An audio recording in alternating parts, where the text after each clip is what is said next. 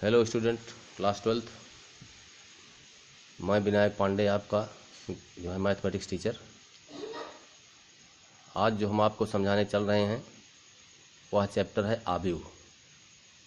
तो आप लोगों को सर्वप्रथम हम आज आव्यूह की परिभाषा के बारे में बताएंगे, आव्यूह कितने प्रकार के होते हैं उनको बताएंगे, आव्यूह का आर्डर बताएंगे, उनका जो है क्रम। ठीक है ना। तो चलिए पहले आव्यूह के बारे में समझिए।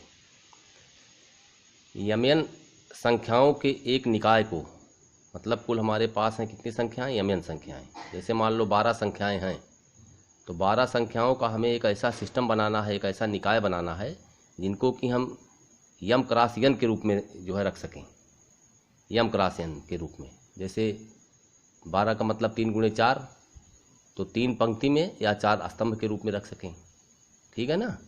तो इस प्रकार के सिस्टम में जब हम आयताकार सारणी के रूप में उसको व्यवस्थित करते हैं तो इस प्रकार इसे यम क्रॉस यन क्रम या कोटि का आव्यूह कहते हैं। ठीक है ना। जैसे 12 संख्या है तो उसको हम 3 पंक्ति और 4 स्तंभों में रखेंगे तो हो जाएगा 3 क्रॉस 4 क्रम का आव्यूह। ठीक। जैसे इसमें देखिए, इसमें कुल 2 पंक्तियां हैं इस आव्यूह में। ये सब आव्यूह के जो है तत्व कहलाते हैं। 2 4 3 -7 8 1, ये 8 है। ठीक है ना। तो -7 8 1, तो ये सब संख्याएं आव्यूह के जो है तत्व कहलाते हैं। तो अब इसमें देखिए 2 पंक्तियां हैं और 3 स्तंभ हैं। ये जो मैंने पढ़ी हुई लाइन है इसको पंक्ति कहते हैं। ठीक है ना, रो अंग्रेजी में। ये जो खड़ी लाइनें हैं इनको स्तंभ कहते हैं, कॉलम।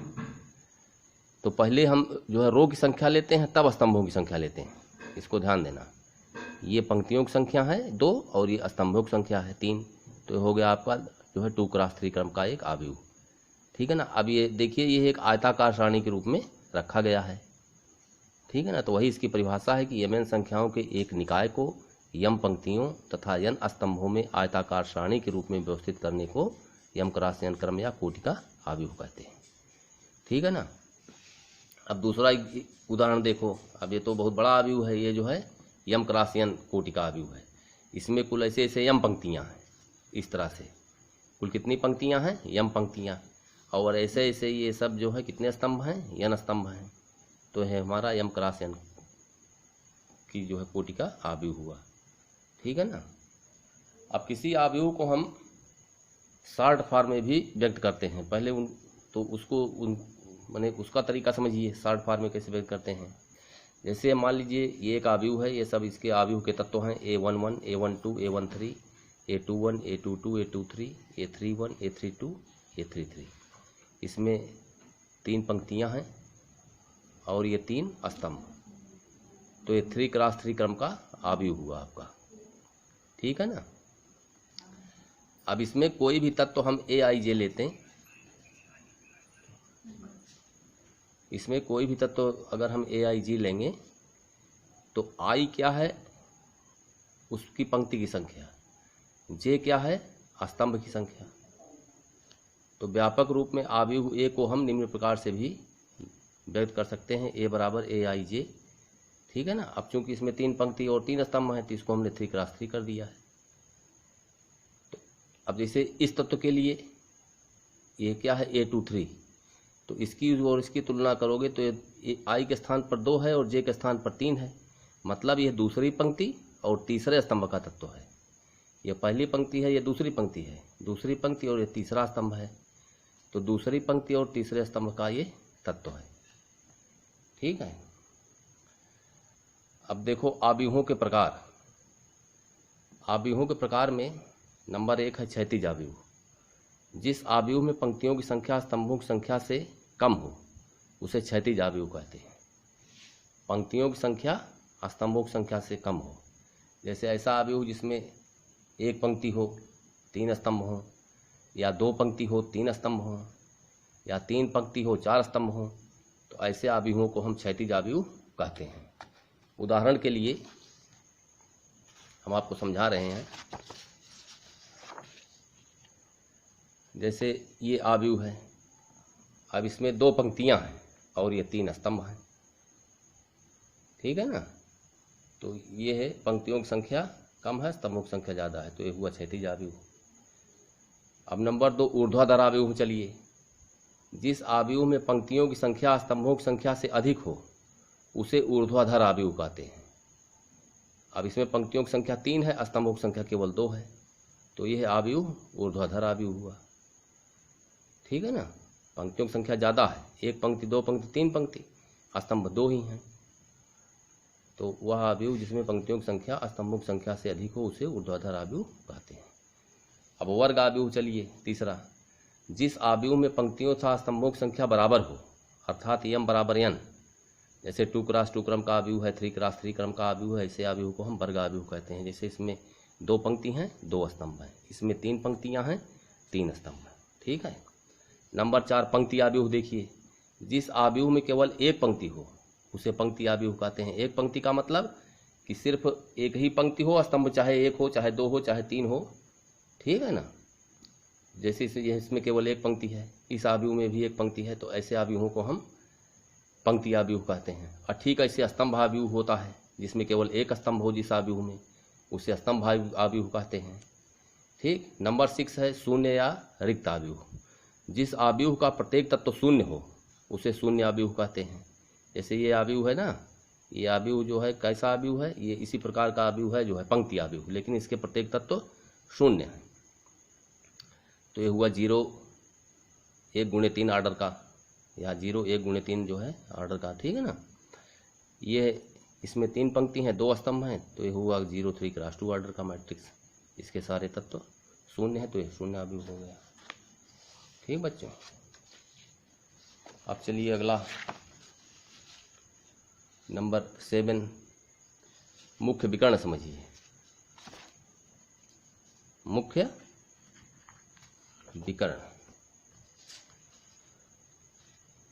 शून्य या रिक्त आव्यूह। मुख्य विकर्ण के बारे में जानकारी समझिए। प्रत्येक वर्ग आव्यूह में 2 विकर्ण होते हैं। जैसे एक विकर्ण ये हुआ, दूसरा विकर्ण ये तत्व होंगे, ये पहला विकर्ण ये होगा। तो प्रत्येक वर्ग आव्यूह में 2 विकर्ण होते हैं, जिसमें बाएं ओर के ऊपरी सिरे से, बाएं ओर के ऊपरी सिरे से दाएं ओर के निचले सिरे को मुख्य विकर्ण कहते हैं। ये बाईं ओर का ऊपरी सिरा है, दाईं ओर का ये निचला सिरा है, इसको मुख्य विकर्ण कहते हैं। ठीक है ना, तो केवल वर्ग आव्यूह के विकर्ण होते हैं। मुख्य विकर्ण के तत्वों को विकर्ण तत्व कहते हैं। जैसे ए हुआ, एफ हुआ, के हुआ, ये सब इस विकर्ण के क्या है, तत्व हैं, तो इनको हम विकर्ण तत्व कहते हैं। ठीक। नेक्स्ट नंबर 8 विकर्ण आव्यूह। यदि किसी वर्ग आव्यूह में मुख्य विकर्ण के तत्वों को छोड़कर सभी तत्व शून्य हो तो उसे विकर्ण आव्यूह कहते हैं। जैसे ये है मुख्य विकर्ण, जैसे यहाँ हमने बताया था ये मुख्य विकर्ण है। अगर ये सब तत्व शून्य शून्य हो जाएंगे तो ये हो जाएगा विकर्ण आव्यूह। तो उसी तरह से मुख्य विकर्ण है, इस मुख्य विकर्ण के तत्व हैं 4 और 2, लेकिन शेष अन्य तत्व क्या हैं, 0 0 हैं, तो ये विकर्ण आव्यूह हुआ। उसी तरह से यहाँ देखिए, ये मुख्य विकर्ण के में तत्व हैं 1 1 1 है, शेष सारे तत्व 0 0 हैं, तो यह विकर्ण आव्यूह है। अब इसके बाद आता है अदिश आव्यूह। जिस वर्ग आव्यूह के मुख्य विकर्ण के सभी तत्व बराबर तथा शेष तत्व शून्य हो उसे अदिश आव्यूह कहते हैं। ठीक है, मतलब ये भी एक तरह से विकर्ण आव्यूह है, लेकिन मुख्य विकर्ण के सभी तत्व यहाँ बराबर बराबर हैं।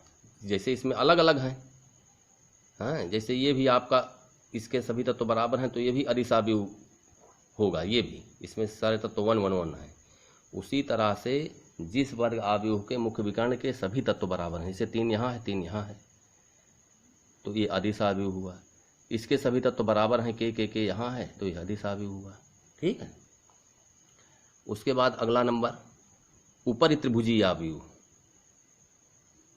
या जो है उच्च त्रिभुजीय आव्यूह भी कहते हैं।